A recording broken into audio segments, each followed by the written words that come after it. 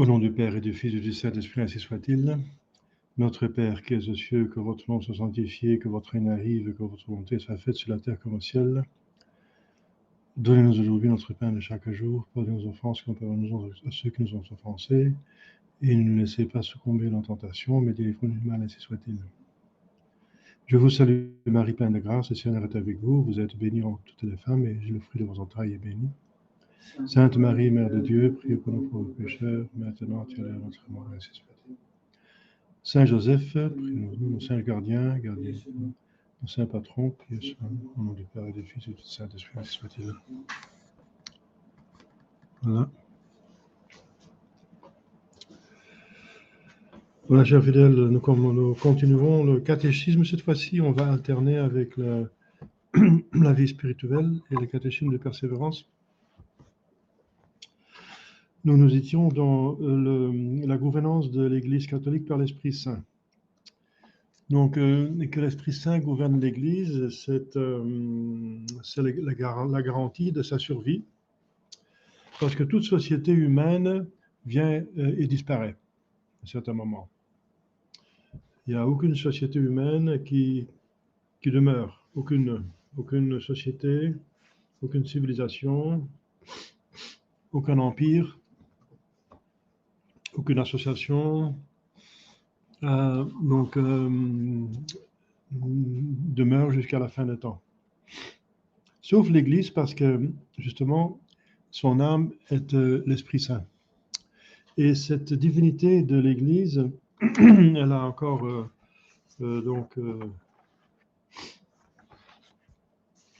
les autres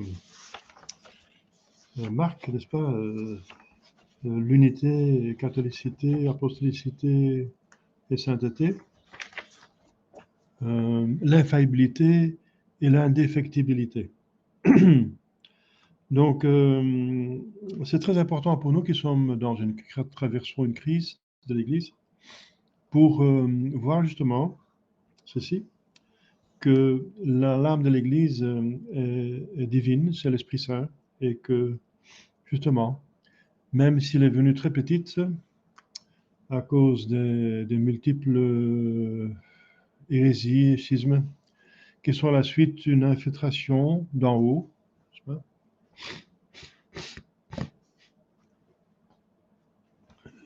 pendant des siècles. Voilà, et on constate le fait qu'il y a peu de personnes qui correspondent à la définition d'un catholique, donc ayant reçu les baptêmes valides, donc les sacrements valides, et ensuite pas d'hérésie, donc, et pas de schisme, pas d'hérésie, donc pas accepté Vatican II, etc. Pas de schisme, ça veut dire adhérer à des vrais papes et refuser les faux papes. Donc, il y en a très peu, n'est-ce pas, qui restent, qui tiennent, n'est-ce pas, voilà. Et c'est très important de savoir, donc, quelle est l'Église, donc, il n'y a pas une garantie de notre Seigneur Jésus-Christ concernant la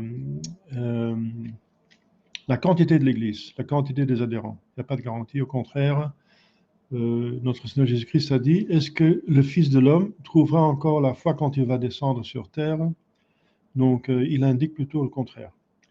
Mais c'est bien très important pour nous de savoir le côté divin de l'Église qui est impérissable.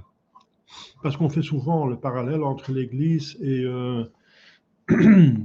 la passion de notre Jésus-Christ, ce qu'est la passion de l'Église. Alors on dit, j'ai encore entendu dire récemment quelqu'un, oui, mais l'Église est morte, comme Jésus-Christ est mort. J'ai dit, l'Église est impérissable, Jésus-Christ, il allait mourir et ressusciter, mais ça n'a jamais été dit de l'Église qu'à un certain moment, il va disparaître et ressusciter. Et en plus, il ne faut pas oublier, si vous faites ce parallèle, quand Jésus-Christ était mort, ça veut dire son âme séparée de son corps n'était pas séparé de sa divinité. Donc son corps restait divin. Donc si vous dites que l'Église est morte, mais elle a encore la divinité de l'Église, si vous faites la parallèle avec Jésus-Christ. La divinité, juste qu'elle est toujours une, donc elle ne peut pas tomber dans une hérésie, pas dévier de la doctrine, de la morale, de la liturgie, elle reste en soi-même. Elle ne peut pas devenir autre, ne pas avoir un changement. Elle est apostolique, donc il y a une succession qui remonte aux apôtres, ce qui a été cassé par le Nouveau Ordre de Vatican II, mais il y a une lignée qui est valide, comme celle de Mons Lefebvre et Mons Neutuc. Et elle est catholique, ça veut dire ouvert à tout homme de bonne volonté. On n'exclut personne, c'est pas une secte, n'est-ce pas? Pour une élite, pour une certaine catégorie de personnes, pour un certain pays. Et elle est sainte surtout, ça veut dire elle est capable de l'amener au ciel. Et pour ça, ça veut dire qu'elle va dire la vérité, ce qui est bien, ce qui est mal, clairement. Elle va dire ce qui est un péché, ce qui n'est pas un péché. Et ensuite, elle va donner les moyens pour ne pas pécher. Les moyens efficaces. Les sacrements valides et donnés convenablement.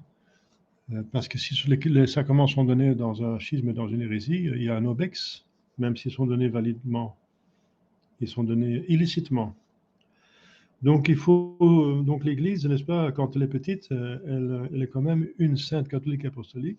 Elle est infaillible, donc elle va toujours dire, savoir ce qu'est la vérité et dire la vérité. Elle est indéfectible, ça veut dire qu'elle ne peut jamais manquer quelque chose d'essentiel.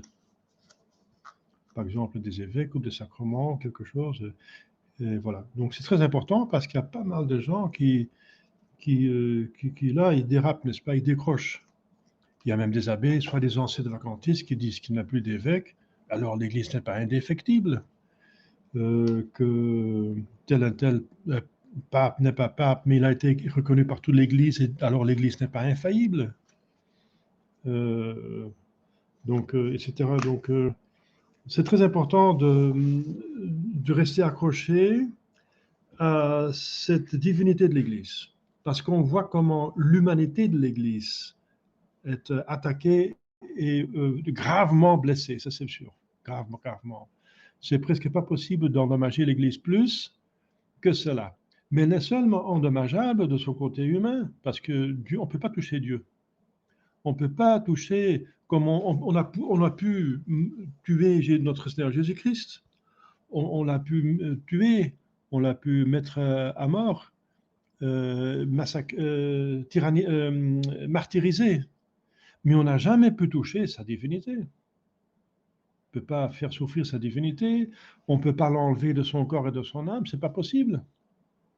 Donc, on ne peut pas toucher la divinité de Jésus-Christ, intouchable, pas possible. Mais son humanité, oui, son corps et âme, oui.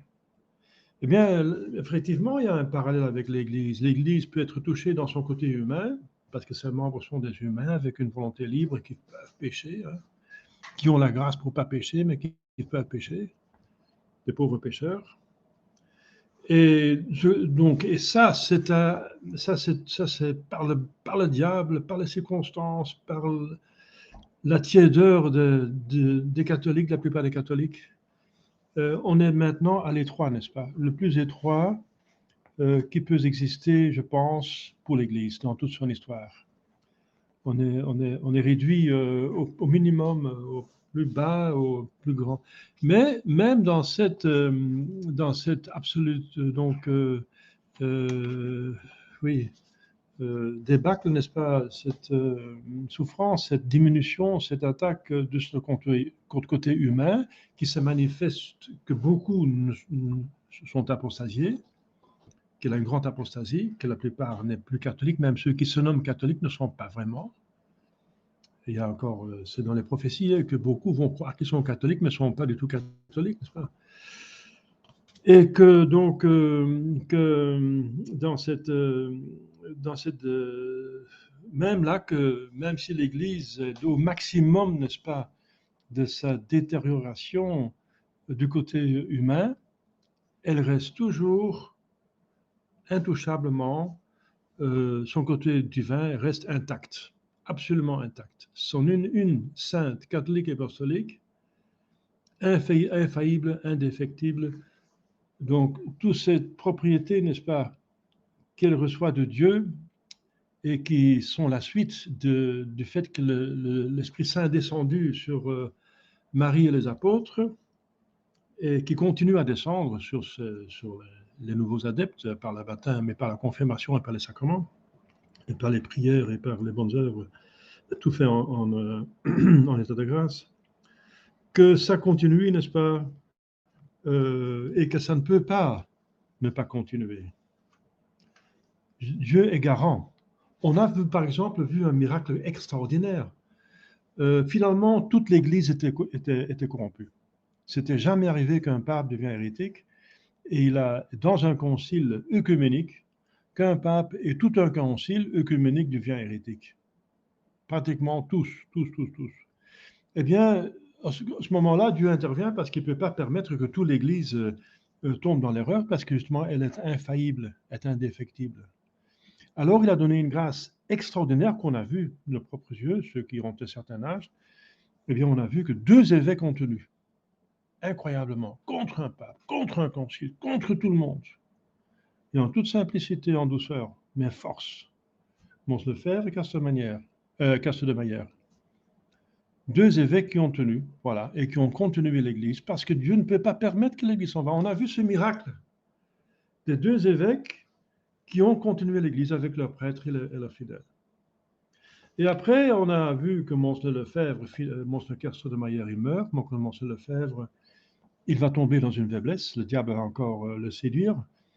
Comme vous savez, dans les années 60, quand il va essayer de convertir le pape, mais ça ne va pas arriver, seulement quand le pape est obstiné. Quand un hérétique est obstiné, il faut déclarer qu'il est hérétique formel et qu'il est en dehors de l'Église. Et là, il n'a pas voulu le faire. Et vous savez ça, donc il est tombé dans une faiblesse énorme parce qu'un schismatique, donc adhérer à un faux pape, c'est du schisme. Et on est encore dehors de l'Église. Alors Dieu n'a pas permis que toute l'Église soit dans le schisme, accepte un antipape comme pape, qui n'était pas possible, parce que l'Église est infaillible en sachant qui est pape, qui n'est pas pape. Alors Dieu a encore suscité des prêtres et des évêques. Ça a commencé par Francis Schuckart en 67. C'est le premier qui dit que à Rome ils ne sont pas pape, donc il n'est pas pape, etc. Et ensuite, ça va tourner à Monseigneur Tuc qui va même sacrer des évêques pour continuer l'Église. Et voilà, donc encore une intervention de Dieu pour éviter que toute l'Église soit cette fois-ci pas hérétique, mais schismatique. Donc encore une intervention divine incroyable, n'est-ce pas? Donc, nous voyons devant nos yeux en même temps l'Église qui est cassée à je ne sais plus, pas imaginer, n'est-ce pas, qu'elle puisse être plus cassée que maintenant du côté humain, mais en même temps, on assiste à un spectacle de miracle, d'intervention divine, qu'une preuve que Dieu existe, parce que l'Église aurait dû être capoute, morte, cassée, comme disent les francs-maçons, n'est-ce pas? Ils l'ont même dit lors de la Révolution française, ils l'ont dit.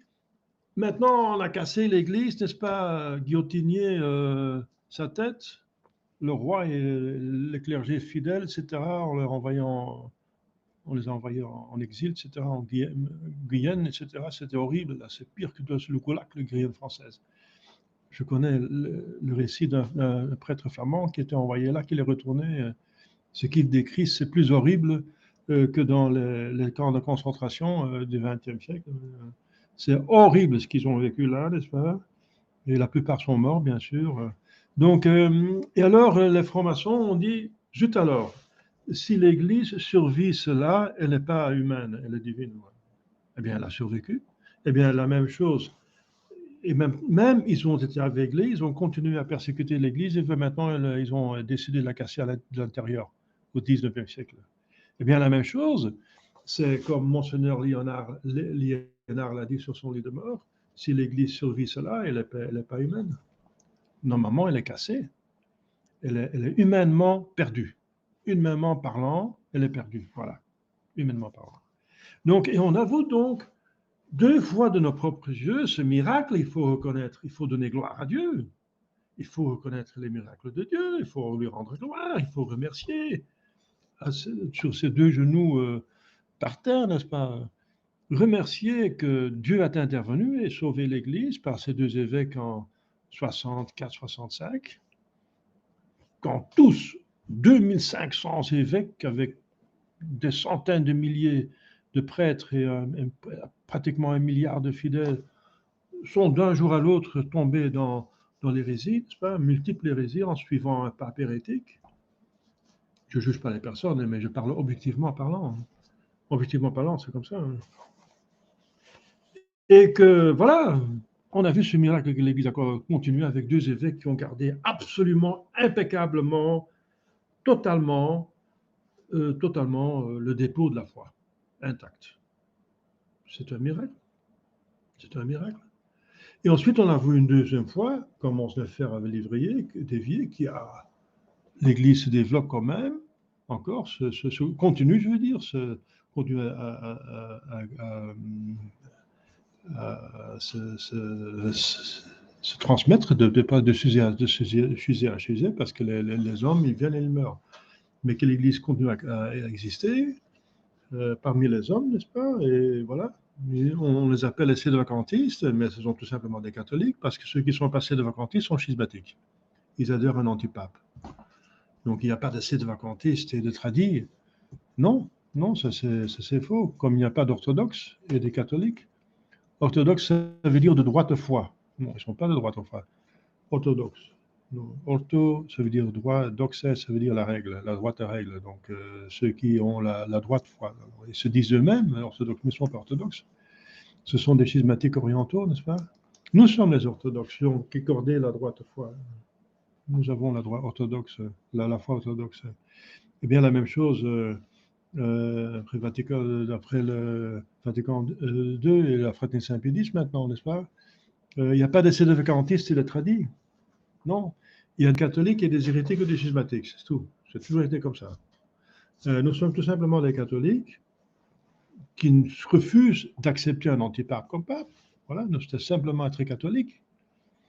Ça veut dire que le siège est vacant, mais nous ne sommes pas des de vacantistes comme dans ce sens-là que pour nous, le siège est en principe vacant. Non, il n'est pas en principe vacant, il est par hasard vacant, par le malheur des temps, il est vacant, et on sait, et non, on espère qu'il va être rempli le plus vite possible, plus occupé le plus vite possible par un vrai pape. Donc, nous sommes des catholiques, tout simplement, et les autres qui sont passés de vacantistes sont tout simplement des schismatiques qui adhèrent à de faux papes, ou à de faux papes. Par exemple, on dit, oui, vous êtes comme Parmal de Troya, ils ont choisi un mauvais pape. Mais Parmal de Troya n'a jamais été sédevacantiste. Parce que quand ils se sont séparés de l'élite sectaire conciliaire, ils ont quand même considéré Paul VI comme pape jusqu'à la fin. Et quand il était mort, ils se sont choisi un pape, donc ils n'ont jamais été sans pape. Donc ce ne sont pas des sédevacantistes. Et c'est une secte épouvantable, n'est-ce pas?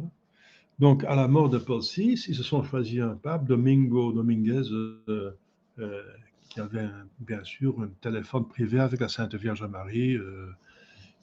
Il a changé le catéchisme, il a fait une messe qui pourrait célébrer en 5 minutes. C'était rare. Donc, c'est un hérétique et schismatique, mais il n'a jamais été sédocantiste parce que le siège, pour eux, n'était jamais vide. Dès que Paul VI était mort, ils n'ont directement eu un autre pape. Donc, bon, enfin, donc on tourne la page. C'est pour vous dire que nous devons être vraiment en admiration de ce côté divin de l'Église. On a vu de ses propres yeux que Dieu tient ses promesses. Donc, 2 évêques qui continuent contre les 2500, c'est psychologiquement intenable, mais ils ont fait quand même. Ils l'ont fait, soutenu par le Saint-Esprit. Et ensuite, quand Mons Lefebvre a dévié, des autres prêtres et évêques qui ont tenu la route, n'est-ce pas, en sachant qui est pape et qui n'est pas pape. Voilà. Jusqu'à présent. Et ça, c'est le côté divin de l'Église, voilà, le côté de l'Esprit Saint qui conserve et gouverne l'Église. Donc, je répète maintenant, elle est très petite, n'est-ce pas, en quantité. Le côté humain est vraiment au comble de sa décadence, de sa pourriture, disons, pratiquement mort. Il en reste très peu, quelques fidèles, comme disent les prophéties qu'on pourrait il y a des prophéties qui disent qu'à un certain moment, les fidèles pourraient se connaître personnellement. Combien de personnes on peut connaître par nom, n'est-ce pas? Ce n'est pas des milliers, hein? Ce n'est pas des centaines. Est-ce qu'on peut retenir une centaine de noms? Donc c'est très peu. Il y aurait un moment que tous les fidèles pourraient se connaître par leur prénom. Oh là là. Eh bien, et quand même, l'Église continue à exister dans ces conditions-là. Le côté matériel est réduit au minimum, mais encore du matériel, ça veut dire des membres au minimum. Et l'Église va, puisque son âme est Dieu, elle peut reprendre, elle peut redevenir, elle va redevenir mondiale avec le grand pape et le grand monarque. Elle va se répandre sur le monde entier. Ça va être l'ère d'or de l'Église catholique, l'âge d'or, le XXe siècle. C'est dans toutes les prophéties, n'est-ce pas? Ils sont tous converts, Saint-Élégard de Bingen, Fatima, mon cœur immaculé triomphera, tous, n'est-ce pas? Enfin, tous ceux qui ont. C'est absolument clair, c'est sûr, parce que le bon Dieu ne peut ne permettre le mal qu'en vue d'un plus grand bien. Le mal est énorme, donc le bien va être énorme. Voilà. Donc, c'est sûr. Et c'est capable. Notre Seigneur Jésus-Christ nous a avertis. Il a dit c'est la plus petite graine. Eh bien, nous sommes très petits. Et après, c'est le plus grand arbre qui existe, n'est-ce pas? Donc, c'est ça. On va voir ça, à mon avis, dans les 8 ans à venir maintenant. 7 ans, 8 ans à venir. Ça va. À mon avis, mon humble avis, ça va tourner 180 degrés 2030. Voilà. Donc, l'Esprit Saint préserve de l'Église de la ruine. Voilà. On l'a vu 2 fois avec Vatican II, ensuite avec Mons Lefebvre, qui ont dévié, et l'Église est toujours là. Vous voyez, moi-même, je suis de l'Église, vous êtes de l'Église, qui me suivez, vous avez des sacrements valides, vous avez la foi, la morale, la liturgie. Voilà, nous correspondons à la définition de qui est catholique, qui est chrétien, c'est le baptisé, donc sacrement valide, qui croit et essaye d'appliquer la doctrine de Jésus-Christ sous l'autorité légitime. Eh bien voilà. Moi, je cherche un évêque le meilleur possible pour me soumettre. Vous cherchez un prêtre pour vous soumettre. Et voilà, la hiérarchie est là, n'est-ce pas? Elle est toujours là. On a le devoir de chercher son supérieur et de se soumettre. Les évêques ont le devoir de chercher un supérieur. Le supérieur des évêques, c'est le collège des évêques. Qu'ils font ça très lentement et très mal, c'est leur responsabilité, hein, mais ils devraient le faire. Et c'est possible de le faire. Donc, le collège des évêques, ça existe. Ça veut dire tous les évêques ensemble, mais qu'ils ne fonctionnent pas, c'est de leur propre responsabilité, n'est-ce pas? Mais il est là, hein, le collège des évêques. C'est tous les évêques ensemble qui sont encore vraiment catholiques. C'est ça le collège des évêques. Et ils sont capables de se élire un pape parce que l'Église est indéfectible. Elle ne peut pas perdre le droit et le pouvoir de se élire un pape. Sinon, elle est endommagée fortement parce que l'Église, la constitution de la papauté appartient à la constitution divine de l'Église. Divine de l'Église. Alors, le Saint-Esprit soutient les chefs, surtout de l'Église, dans leurs fonctions sacrées, spécialement le pape vicaire du Christ. Eh bien, donc on a vu des papes extraordinaires.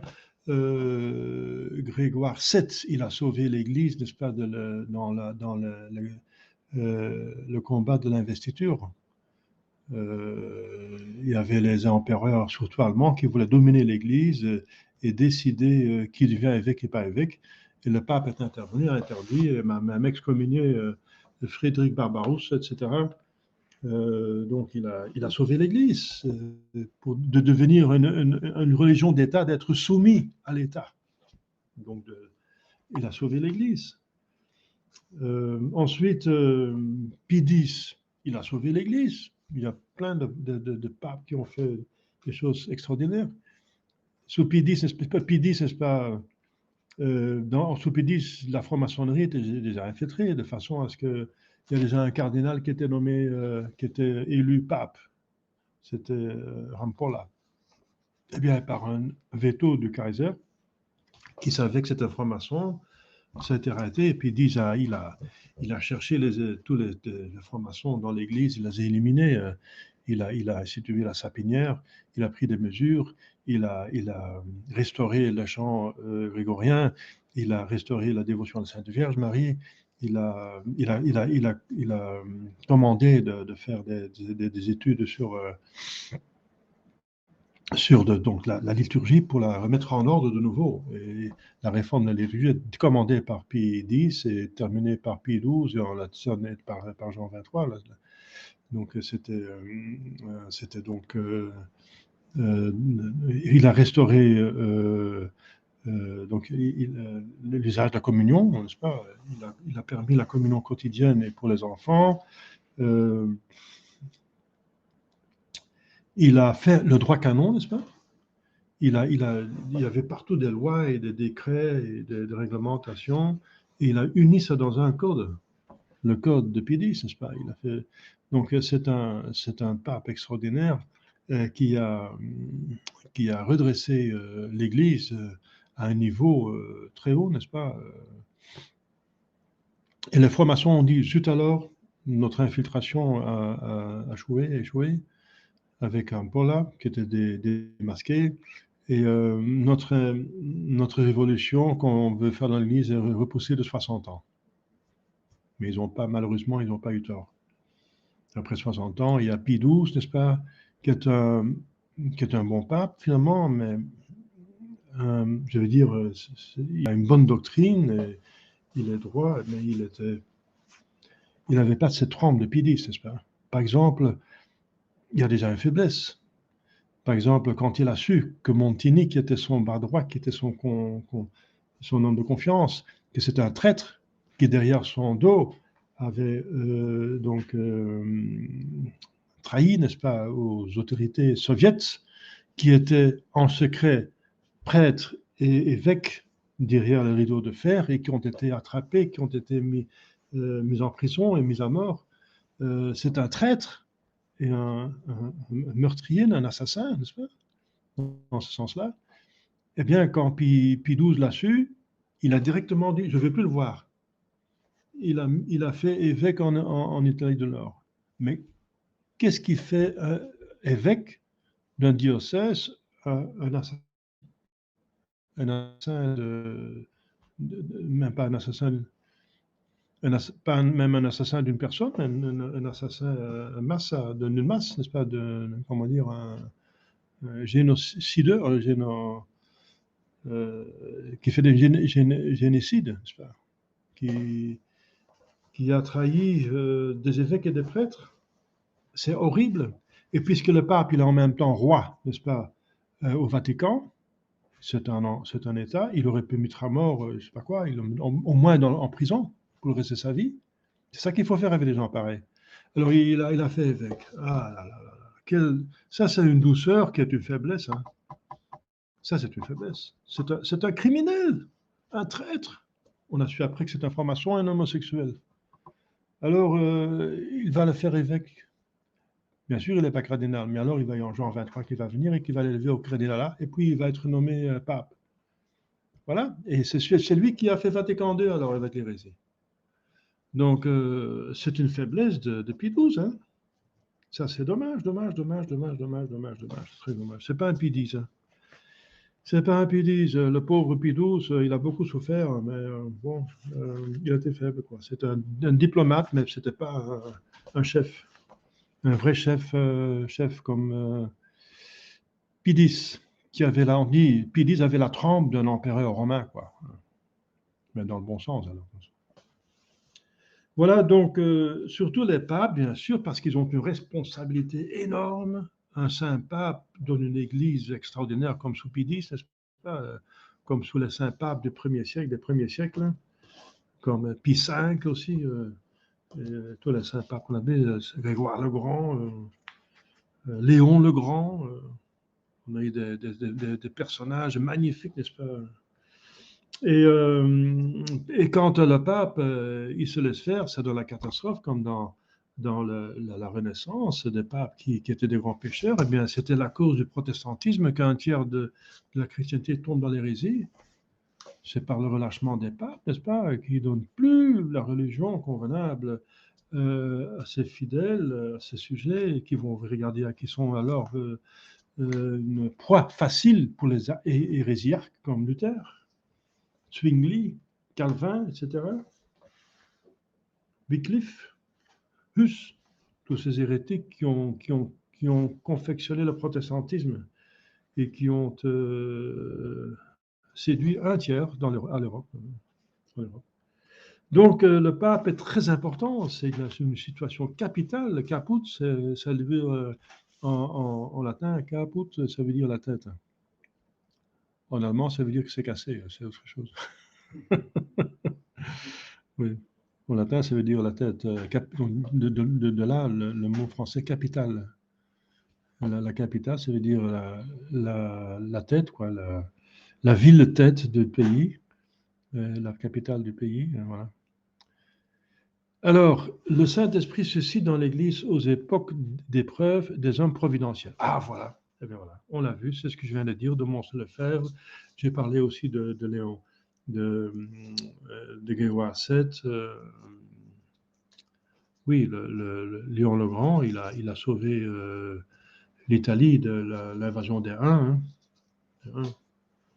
Et il a célébré 9 messes par jour pendant un certain temps. Ensuite, il a été en procession avec son clergé à l'encontre d'Attila. Et là, Attila a vu dans le ciel des anges, il était menacé, il est retourné. Voilà.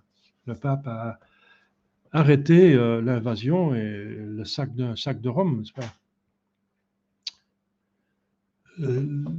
Geneviève l'avait fait à Paris, la même chose.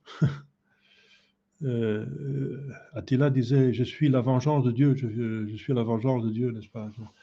Je viens ici détruire, je viens châtier l'Ouest. Sainte Geneviève dit, à Paris, c'est pas nécessaire, moi j'ai fait réparation pour Paris. Alors il est passé. Incroyable. C'est beau. Donc des hommes providentiels.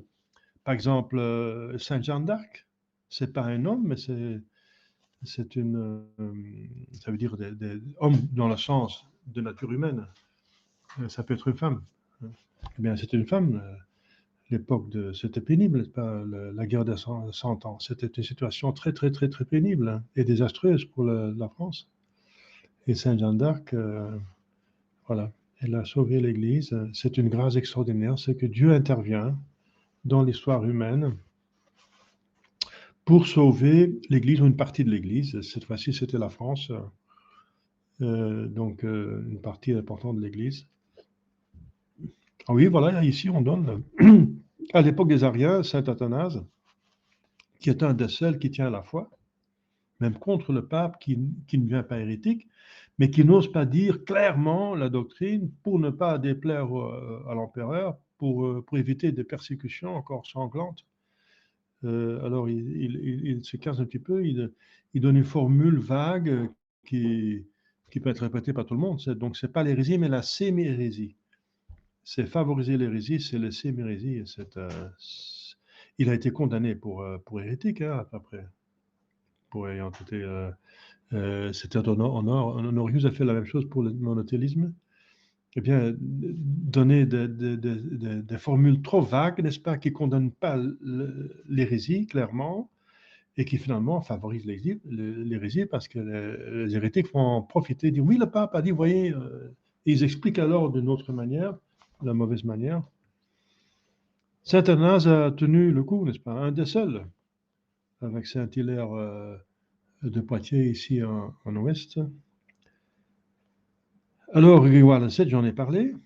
Saint-Dominique, à l'époque des Albigeois, que Dieu a suscité parce que les évêques n'étudiaient pas assez. Pour réfuter des hérétiques, il faut étudier. Il faut savoir comment les réfuter.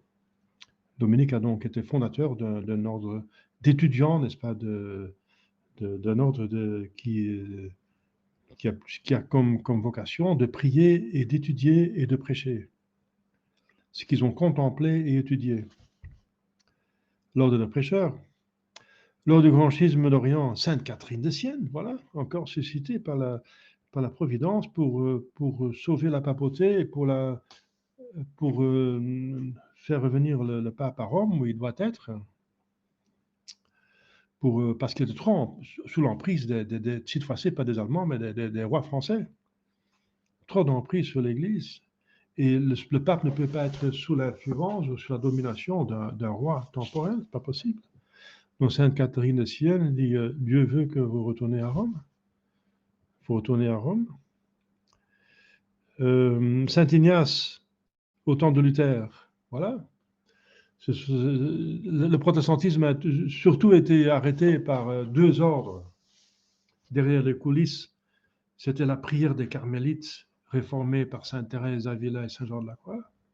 C'était derrière les coulisses, mais c'est très important. Ils obtiennent la grâce, et ceux qui sont les guerriers, n'est-ce pas, qui obtiennent la victoire au front, c'est les jésuites, l'ordre des jésuites, au XVIe siècle. Alors, par exemple, les miracles posthumes de Saint Jean Népomucène à l'époque des Hussites de Bohême. Huss, c'était un hérétique, qui était un prédécesseur des protestants. Huss, il a été condamné officiellement par le concile de Constance. Nous trouvons d'ailleurs déjà dans l'Ancien Testament des hommes comme Abraham, Joseph qui a sauvé son peuple, n'est-ce pas, en Égypte. Moïse, qui a sauvé son peuple de la domination et de l'extermination par la Pharaon. Donc des hommes providentiels dans l'Église du Nouveau Testament, et même de l'Église, ça veut dire la famille de Dieu, le peuple de Dieu dans l'Ancien Testament. Ensuite, et enfin, l'Esprit Saint fait en sorte que dans l'Église catholique, il y a toujours des saints. Et ça, c'est encore divin. Ça, c'est encore du côté de l'Esprit Saint. C'est une sainteté qui n'existe seulement dans l'Église catholique. La sainteté d'un Saint François d'Assise, on n'a jamais vu ça ailleurs. De Saint Benoît, de tous les saints, finalement. On ne trouve pas cette sainteté ailleurs. Nulle part, même pas chez les protestants, chez les schématiques orientaux, non. On ne trouve pas ça. On ne trouve pas cette sainteté nulle part. On la trouve nulle part. La sainteté, c'est une des marques les plus importantes de l'Église catholique. C'est ça, la marque par excellence. C'est son but, c'est sa raison d'être, d'amener les êtres au ciel. Voilà. Ensuite, maintenant, troisième point, après les deux autres, je dois retourner en arrière pour voir. Le deuxième point, c'était les œuvres du Saint-Esprit. Et le premier, c'était la grâce du Saint-Esprit. Et maintenant, troisième point, les apparitions du Saint-Esprit. Eh bien, vous le savez, vous vous rappelez, l'Esprit Saint est apparu sous plusieurs formes. Il n'est jamais incarné comme notre Seigneur Jésus-Christ, comme la deuxième personne en Sainte Trinité. Il ne s'est jamais uni avec une nature d'une créature, pour toujours, pour l'éternité. Non, mais il s'est apparu, c'est-à-dire il a pris des formes sensibles pour se manifester aux hommes. Pris des formes sensibles, comme un ange qui peut prendre une forme sensible, par exemple l'ange Raphaël qui apparaît à Tobie, l'archange Gabriel à Marie, même à Saint Joseph dans un songe. Un songe est sensible, mais alors le sens intérieur, alors cette fois-ci. Donc, le Saint-Esprit a pris des formes d'apparence, n'est-ce pas, sur terre. Donc, on parle quand même d'une mission du Saint-Esprit sur terre, que l'Esprit Saint a été envoyé par les deux autres personnes. Notre Seigneur Jésus-Christ le dit clairement, le consolateur que je vous vais l'envoyer de la part du Père. Voilà. Donc, est apparu sous plusieurs formes. La forme qu'on connaît d'abord, c'est donc chronologiquement dans le Nouveau Testament, c'est la colombe, n'est-ce pas? La colombe sous notre Jésus-Christ lors de son baptême. Pourquoi la colombe? Ben, c'est un symbole. La colombe, et ensuite la langue de feu à Pentecôte. Mais la colombe, est douce. Et la langue de feu, ça montre l'aspect ardent de l'Esprit Saint, ardent, le zèle. La colombe est aussi fertile, très fertile. Elle est normalement blonde, n'est-ce pas? Blanche. La blancheur, c'est la couleur de Dieu. Il est saint, sans macule, sans tache de péché, sans quelque chose de mauvais, n'est-ce pas? Donc blanc, douce, fertile. Donc c'est l'Esprit Saint, n'est-ce pas, qui, par ses dons, n'est-ce pas, et par ses vertus infuses, n'est-ce pas, gagne pour Dieu plusieurs, par l'Église, n'est-ce pas, plusieurs enfants, n'est-ce pas? Chaque personne qui se convertit, c'est par l'Esprit Saint que la personne se convertit et devient enfant de Dieu. Donc, dans ce sens-là, l'Esprit Saint est féconde, n'est-ce pas? Donc, c'est pour ça la forme de la colombe. Et aussi, c'est le symbole de la paix parce qu'elle est justement douce et paisible. Son cri est très paisible. Hein. Donc, la paix, c'est l'Esprit Saint qui donne la paix intérieure, la paix avec Dieu. Paix à tout homme de bonne volonté. La colombe. Et ensuite, le feu, bien sûr, parce que le feu, c'est la créature sensible qui ressemble le plus à Dieu. Elle a trois aspects, ça veut dire, comme en Dieu, il y a trois personnes. C'est son être, sa substance, feu. Hein, sa substance, feu, c'est quelque chose, donc ça existe. Donc, c'est l'image du Père. Ensuite, son aspect, c'est donne la lumière. Donne la lumière. Dans la lumière, c'est l'aspect du Fils qui est l'intelligence, l'acte d'intelligence du Père exprimé en Dieu. Donc c'est la lumière de Dieu qui se manifeste. Donc l'intelligence de Dieu, Et ensuite, la chaleur qui est l'aspect par lequel le Saint-Esprit ressemble à, par exemple, excuse-moi, que le feu ressemble au Saint-Esprit, qui est l'amour de Dieu, qui nous donne l'amour. L'amour. Et en même temps aussi, qui a tendance, cette chaleur a tendance de se répandre, de sauter sur une matière disposée. Ça veut dire la sécheresse. Donc si on est sec des créatures, si on est détaché des créatures, on est ouvert à Dieu, l'Esprit Saint peut se mettre sur nous, n'est-ce pas? Il peut se répandre. Donc le feu est très fertile, n'est-ce pas? Très fertile, parce qu'on ne peut pas donner une forme spécifique à Dieu, n'est-ce pas? Dieu est infini, donc on ne peut pas le mettre dans une forme spécifique. À chaque fois qu'on pense à Dieu qu'il soit comme ça, il est infiniment plus que ça. Donc le feu est la créature sensible qui ressemble plus à Dieu. La créature insensible, ça veut dire spirituelle, qui ressemble plus à Dieu, c'est l'âme et l'ange. Hein. C'est l'âme humaine. Mais la créature sensible, c'est le feu. Donc, voilà, Dieu, l'Esprit Saint, il apparaît sous la forme de feu. C'est la preuve. C'est la preuve. C'est ce qui ressemble le plus à Dieu. Il va prendre comme symbole de Dieu. Et surtout, ces dernières éléments, c'est que c'est le feu qui nous touche. Et c'est l'esprit de vérité. L'esprit de vérité. Donc, quand est-ce que le feu nous touche? Par sa chaleur, surtout. C'est par la chaleur qu'il va se répandre. Quand quelque chose va prendre feu, c'est qu'il va d'abord devenir noir. Et ensuite, ça va prendre feu, n'est-ce pas? Le feu va se communiquer. Ça veut dire quand il est assez sec et assez chaud, c'est par la chaleur qu'il se communique. Et la chaleur, c'est l'Esprit Saint. Donc Dieu se communique par l'Esprit Saint. Et ensuite, quand Dieu est en nous, bien sûr, le Père et le Fils s'installent, et la Sainte Trinité s'installe, hein, bien sûr, en nous, tous les trois. Comme une fois quelque chose a pris feu, eh bien, ça donne lumière et chaleur en même temps, et c'est devenu du feu. Donc celui qui n'a pas ces deux vertus, de douceur et d'ardeur, n'est pas rempli du Saint-Esprit, dit Saint Grégoire le Grand. Donc la douceur et l'ardeur. La douceur, ça veut dire envers les hommes.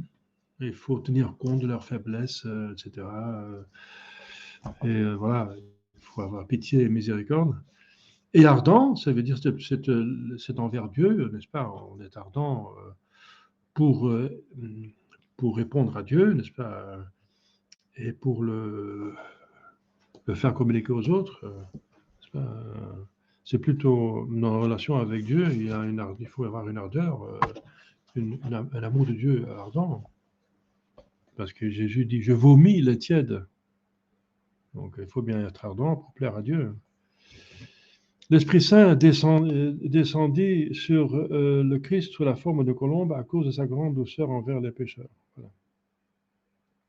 La douceur envers les pécheurs, pas en tant que pécheur, mais en tant que pécheur, en tant que personnes qui ont une contrition. Quand Jésus voit la contrition, là, il se laisse prendre. Même si c'était un pécheur énorme comme celle qui est devenue après, Sainte Marie-Madeleine, qui avait 7 démons, n'est-ce pas, qui avait pratiqué les 7 vices, les 7 péchés mortels, les 7 péchés capitaux. Eh bien, il s'est occupé d'elle parce qu'elle avait contrition. Elle était contrie, elle a fait pénitence, sincère. Le Saint-Esprit est apparu sous forme de langue encore. Donc, ce feu avait la forme de langue parce que la foi, c'est par l'ouïe. C'est par la prédication que la foi se transmet, que l'Esprit Saint se transmet. Parce qu'il donne aux hommes la grâce de parler, la grâce de prêcher, et surtout aux apôtres. Il prêchait et tout le monde les comprenait dans sa langue dans laquelle il était né. De telle sorte qu'il enflamme le prochain pour l'amour de Dieu. Parce que l'Église, sous sa direction, doit parler le langage de toutes les nations. Voilà. L'Église parle sous sa direction le langage de toutes les nations. L'Église va partout, aller et enseigner toutes les nations, mais elle va quand même, voilà, elle va imposer l'Évangile, mais elle va en même temps s'adapter au côté humain des personnes. Elle va apprendre la langue des personnes auxquelles elle est envoyée, n'est-ce pas? Les missionnaires étudient le caractère du pays, l'histoire, la langue, la culture, les coutumes, les bonnes choses surtout pour aimer le peuple. Un missionnaire qui n'aime pas le peuple où il est envoyé, il ne peut pas les convertir, hein, c'est pas possible. On ne peut pas convertir un peuple qu'on déteste. Donc il faut étudier. Dans tout peuple, il y a quelque chose de bien, dit saint Thomas. Donc il faut l'étudier. Il ne faut pas approuver, bien sûr, ses péchés. C'est comme tout homme, n'est-ce pas? Comme les individus. Quand on aime son prochain, on aime le bien en lui. Et quand c'est un pécheur, on n'aime pas son péché. Sinon, on va le consolider dans son péché. Non, on va essayer de l'enlever de son péché. C'est un acte d'amour du prochain de l'enlever de son péché, pas de le confirmer dans son péché. Ça lui fait plaisir hein, qu'on le confirme dans son péché, mais on ne rend pas service parce qu'il va à la limite, il va aller en enfer. Et en enfer, il ne va pas être content que vous l'avez confirmé et approuvé dans son péché. Il ne va pas être content, il va vous maudire hein, dans l'enfer. Il va vous maudire. Donc, il va vous reprocher que vous ne lui avez pas dit la vérité, n'est-ce pas? Donc, l'Église doit parler le langage de toutes les nations parce qu'il procède du Verbe. Le Verbe, c'est la parole de Dieu, le Verbe éternel, et conduit les hommes à ce Verbe. L'Esprit Saint conduit les hommes à Jésus-Christ, à aimer Jésus-Christ, parce que Jésus-Christ est la voie vers le Père, vers le ciel. Je suis la voie, la vérité et la vie. Or, la parole et la langue sont en rapport intime. Bien sûr, la langue est l'instrument pour prononcer la parole. Donc l'Esprit Saint apparaît aux apôtres à Pentecôte sous l'apparence de langue, parce qu'il fallait prêcher. Le Saint-Esprit est apparu donc sous la forme de langue de feu, aussi pour purifier les âmes de la rouille du péché, parce que le feu, la première chose que le feu fait quand il y a un morceau de fer jeté dedans, il enlève la rouille. C'est la première chose, il enlève la rouille. Ensuite, pour dissiper les ténèbres d'ignorance, donc le feu dissipe les ténèbres, il donne lumière. Pour fondre la glace des cœurs, la glace qui est le manque d'amour, donc le feu fait fondre la glace. Pour rendre brûlant de la charité envers Dieu et le prochain, et pour nous rendre forts comme le feu, parce que le feu est fort, il est capable de détruire presque tout. Hein. S'il est assez fort, il peut même traverser des murs. Hein. C'est comme à Dresden, c'est terrible. Le feu, pour rendre fort comme le feu, durcit les vases d'argile, par exemple. Donc, il durcit la porcelaine, le vase d'argile. Pétri par le potier, qui est la figure de Dieu dans ce cas-ci. Notre Dieu est un feu dévorant, dit saint Paul dans Hébreux 12. Notre Dieu est un feu dévorant. Ah. Donc, voilà, un feu dévorant parce que c'est l'amour, n'est-ce pas, l'amour qui veut vraiment s'unir et entrer en dedans de l'autre, dans son âme. L'amour cherche l'intimité et l'union. Dieu cherche, Dieu fait ça d'une manière extraordinaire. Il veut entrer dans le plus intime de nous-mêmes, c'est notre âme, n'est-ce pas, pour nous faire pour nous élever à lui. Voilà. Le Saint-Esprit est apparu au milieu d'un vent impétueux. Voilà. Encore une image de l'Esprit Saint, un vent impétueux. Un vent parce que c'est de l'air, et l'air symbolise les idées, n'est-ce pas? C'est les idées, la doctrine de Dieu. Impétueux parce que c'est fort, n'est-ce pas? C'est fort et parce que Dieu est fort. Le vent est invisible comme Dieu est invisible. Et le vent est quelque chose de l'air d'en haut, n'est-ce pas? D'en haut. C'est de l'atmosphère. Donc, qui est Dieu qui est dans les cieux, n'est-ce pas? C'est quelque chose qui ressemble aussi à Dieu, hein, le vent. Un violent ouragan peut renverser des tours et déraciner des arbres. Le Saint-Esprit a, par la prédication des apôtres, renversé l'idolâtrie, la puissance des tyrans, la sagesse et éloquence des philosophes, dit le Père Faber. Ils ont renversé le paganisme qui était dans le monde entier, qui était très fort. Voilà, donc j'ai parlé une petite heure, parce que la fois prochaine, on va parler plus en particulier de l'Église. Parce que cette fois-ci, on a vu donc l'Esprit Saint, comment il agit dans l'Église, et en tant que soi-même aussi, n'est-ce pas? Mais c'est surtout dans l'Église, parce que quand il descend sous la forme de colombe, il se met sur le fondateur de l'Église, et en forme de feu, il se met sur les piliers de l'Église, les premiers apôtres, et la Sainte Vierge Marie. Et le vent impétueux, c'est à la Pentecôte aussi. Mais là, on va voir l'Église. L'Église catholique et son organisation. Le chef visible de l'Église, on a déjà parlé de ça, enfin, c'est le pape. Les évêques, prêtres et fidèles. C'est important. Fondation et extension de l'Église. Extension de l'Église, C'est un miracle, n'est-ce pas, que l'Église existe toujours après 2000 ans. Et voilà, après, on va parler encore de l'indéfectibilité et de l'instabilité de l'Église, qui est, on a déjà vu ça pour une grande partie. L'hiérarchie dans l'Église, qui est fondamentale. Maintenant, il faut savoir où est l'hiérarchie, parce que l'hiérarchie n'est plus normale, mais elle est extraordinaire. Il n'y a pas de juridiction ordinaire, mais extraordinaire. Mais elle est toujours là. L'Église ne peut pas être sans hiérarchie. C'est essentiel. Ça appartient à son indéfectibilité.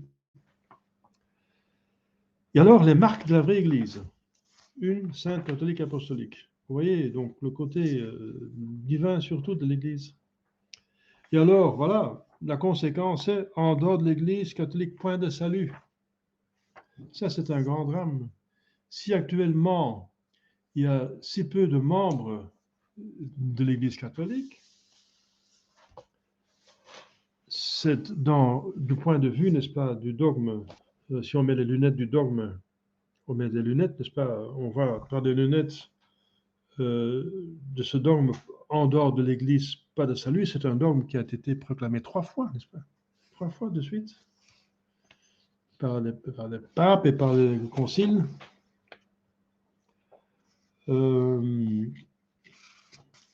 Comment le comprendre? En dehors de l'Église, il n'y a pas de salut. Ça condamne déjà le premier hérésie de Paul VI, Lumen Gentium. En dehors de l'Église, pas de salut. Et surtout Nostra Aetate, qui dit qu'en dehors de l'Église, dans les autres religions, il y a des éléments de salut. C'est absolument hérétique. Nostra Aetate numéro 2 et 4. Donc c'est important de savoir de ça. Donc cet élément, n'est-ce pas, ce dogme condamne Vatican II déjà, et bien sûr, même ceux après, parce que Simon Lefebvre devient schismatique parce qu'il adhère à un faux pape. Eh bien, schismatique est en dehors de l'Église. En dehors de l'Église, pas de salut. Il envoie toutes les personnes, objectivement parlant, en enfer. C'est horrible. Donc, horrible, n'est-ce pas? Donc, je dis toujours objectivement parlant, parce que le bon Dieu regarde la subjectivité, et si les gens se rendent compte, etc., un bouddhiste peut aller au ciel par le baptême de désir, hein, donc voilà, je ne vais pas juger les individus, mais objectivement, c'est comme ça. Objectivement, c'est comme ça. Voilà. Donc, on va voir ça plus tard. Est-ce qu'il y a des questions par ici, pour le reste? Bon, et par là, par ici, par là, il y a possibilité de chat, hein, poser des questions. S'il n'y a pas de questions, voilà. On va terminer. Tout est clair alors? Ben, tant mieux, hein, c'est très clair. C'est pourtant pas si facile. Hein. Il y a peu de gens qui... c'est un petit peu un mystère. Personne n'a cru. Mons Lefebvre nous a dit que si, avant le concile, dans la première moitié du XXe siècle, quelqu'un aura dit tout haut dans l'Église ce que l'Église est maintenant devenue actuellement, si quelqu'un oserait dire ça, qu'un pape devient hérétique, que 99,99% des catholiques vont apostasier, qu'il n'y aura plus, il y a pendant 60 ans pas de pape, qu'il n'y aura pas de juridiction ordinaire, eh bien, Monseigneur Lefebvre dit, une personne qui aurait dit cela aurait été suspect d'hérésie. Personne ne pensait ça possible. Quoique Vatican I a dit qu'un pape peut devenir hérétique. Mais c'est jamais arrivé, et on espère que ça va jamais arriver. Ils ont dit, mais c'est possible. Donc, c'est pas si évident que ça. Ouais. Encore, voilà, il y a des gens qui se trompent, hein, qui par trop d'émotions vont dans l'erreur, etc. Qui sont attachés, qui ne peuvent pas digérer, n'est-ce pas, que tout a disparu comme ça, pas tout. Le côté matériel de l'Église, on a perdu des cathédrales, des universités, des institutions. Moi, j'ai pleuré longtemps. J'ai souffert que le Carmel était cassé. la branche masculine, en tout cas. La branche féminine continue, mais où sont les karmes? J'ai longtemps recherché des karmes, maintenant il paraît qu'il y a quelques karmes, mais maintenant j'en sais trop, quoi. Donc ces karmes qui sont maintenant karmes, ils sont pas totalement en ordre, et quand moi je veux adhérer à un ordre, il faut que ça soit en ordre. J'ai plus envie d'adhérer à un fraternité Saint-Pédisme, où je découvre après un certain temps qu'ils sont schismatiques. Je ne fais plus, hein. Non, non, je l'ai jamais voulu finalement. J'ai jamais voulu ça. Mais, maintenant, j'en sais trop et je vois que je trouve pas à ce moment. Enfin, c'est pas à mon âge qu'on va en faire un officiat maintenant, hein, pour devenir carme. Donc, j'étais dans le noviciat. J'ai eu l'avis du carme, mais c'était très court, n'est-ce pas? Après, je suis parti parce que je voyais des choses qui sont impossibles. Il y avait des morceaux d'hostie par terre. Donc, c'était pas possible, mais j'avais quand même fait conscience avec le Carmel, avec les écrits Saint-Jean de la Croix, ça m'a touché au plus profond de mon âme. Donc, voilà. Donc, j'ai souffert de ça, n'est-ce pas? C'est comme ça, on a tous souffert, hein. On a tous souffert, on a tous vu disparaître sa paroisse, son église, etc., où on est baptisé. Enfin, ceux qui sont baptisés encore avant le concile, ou juste après le concile. Et voilà, il y a des générations qui sont passées maintenant. Moi, j'ai 70 ans, mais les jeunes ne savent non plus connu ça, n'est-ce pas? Mais faut pas se faire de soucis. Si vous n'avez pas connu l'Église avant le Concile, eh bien, l'Église a continué d'exister, hein. Elle n'a jamais arrêté d'exister. C'est toujours la même Église, donc faut pas se, faut pas se faire des soucis que vous n'avez pas connu l'Église avant le Concile. L'Église, c'est l'Église. Elle existe toujours totalement, entièrement actuellement, mais très petite. Ça, il faut accepter. Si on n'accepte pas ça, on va dans la dérive. Voilà. On va remercier le bon Dieu pour les grâces et pour bien tenir au nom du Père et du Fils et du Saint-Esprit, ainsi soit-il. Notre Père qui es aux cieux, que votre nom soit sanctifié, que votre règne arrive, et que votre volonté soit faite sur la terre comme au ciel. Donnez-nous aujourd'hui notre pain de chaque jour. Pardonnez nos offenses, comme pardonnons à ceux qui nous ont offensés. Ne laissez pas succomber en tentation, mais délivrez-nous du mal, ainsi soit-il. Je vous salue Marie, pleine de grâce, le Seigneur est avec vous. Vous êtes bénie entre toutes les femmes, et Jésus, le fruit de vos entrailles, est béni. Sainte Marie, Mère de Dieu, priez pour nous pauvres pécheurs, maintenant et à l'heure de notre mort, ainsi soit-il. Saint Joseph, priez pour nous. Saints anges gardiens, veillez sur nous. Nos saints patrons, priez pour nous. Tous les anges et les saints de Dieu, priez pour nous. Au nom du Père et du Fils et du Saint-Esprit, soit-il. Donc, ce sera enregistré. Essayez d'envoyer à d'autres personnes qui sont intéressées et prieront.